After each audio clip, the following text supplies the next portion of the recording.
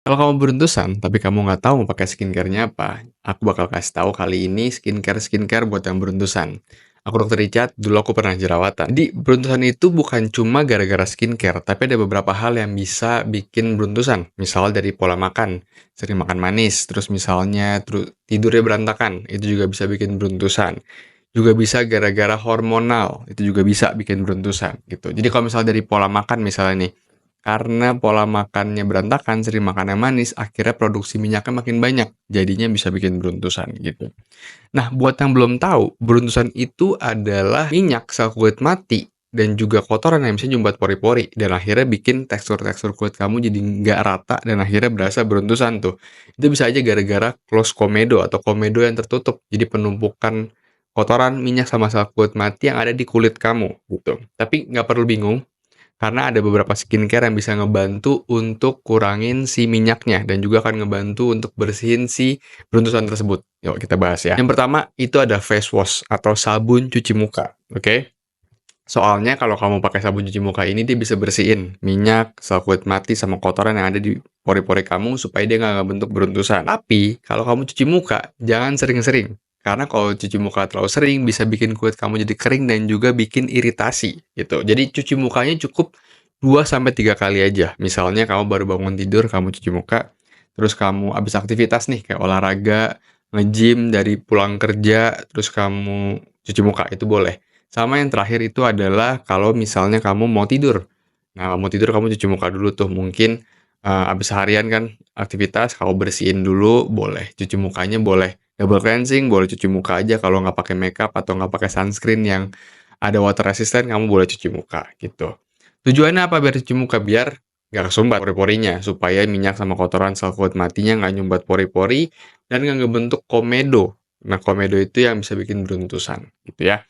Yang kedua itu ada niacinamide. Nah, niacinamide ini dia bisa dipakai soalnya bisa kurangin produksi minyak di kulit kamu. Jadi bisa mengatur produksi minyaknya, bisa. Kalau misalnya terlalu banyak minyaknya, dia akan dikurangin sama niacinamide gitu. Jadinya komedo kamu jadi nggak kebentuk, lebih berkurang gitu. Jadi misalnya tadi banyak banget komedonya, dia akan berkurang karena minyaknya juga berkurang gitu.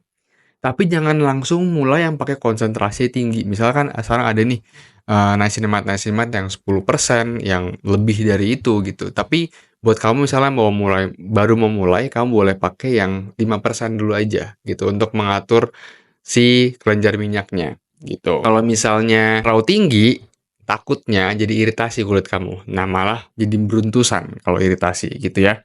Dan kalau misal kalau kamu udah rutin, ya otomatis akan ngebantu kulit kamu beruntusannya berkurang dan niacinamide itu bisa bikin kulit kamu jadi lebih cerah juga. Jadi ada beberapa manfaat yang kamu bisa dapetin dari si niacinamide tersebut. Oke. Terus juga yang ketiga ada namanya retinol. Jadi si retinol ini dia adalah turunan vitamin A. Jadi ini salah satu skincare sebenarnya buat anti aging. Kenapa bagus? Jadi si retinol itu untuk mempercepat pergantian sel kulit di muka kamu, di kulit kamu intinya gitu. Dan dia juga bisa mengurangi produksi kelenjar minyak. Jadi ada beberapa manfaat dari retinol ini yang akan ngebantu banget untuk kurangin beruntusan kamu. Nah, kalau misalnya tadi kita udah bahas ya, dia akan mempercepat pergantian sel, terus minyaknya berkurang, otomatis nanti si komedonya juga akan nggak terbentuk atau makin dikit komedonya. Jadi beruntusannya otomatis makin berkurang. Tapi kalau kamu pakai retinol, kamu jangan langsung pakai tiap hari. Jadi kalau buat pemula nih yang baru pakai retinol, kamu bisa pakainya seminggu 2 kali dulu aja. Misalnya nih kamu mau pakai retinol, ya udah di hari Rabu sama di hari Sabtu malam aja cukup kayak gitu. Nah, retinol itu skincare yang dipakai untuk malam aja. Jangan kamu pakai siang-siang karena retinol itu bisa bikin kulit kita lebih sensitif. Akhirnya kalau kamu siang-siang, paparan mataharinya bisa bikin kulit kamu jadi gampang ngebakar karena lebih sensitif, gitu ya. Dan yang keempat ada yang namanya eksfoliasi. Nah, eksfoliasi ini dia ada dua. Ada physical exfoliation, ada chemical exfoliation. Physical yang kayak scrub, yang kimia itu pakai peeling serum. Nah, kalau aku saranin buat yang beruntusan-beruntusan kayak gini, kamu boleh pakai yang chemical. Jadi pakai serum kayak AHA, BHA gitu, glycolic acid, ada salicylic acid gitu, oke?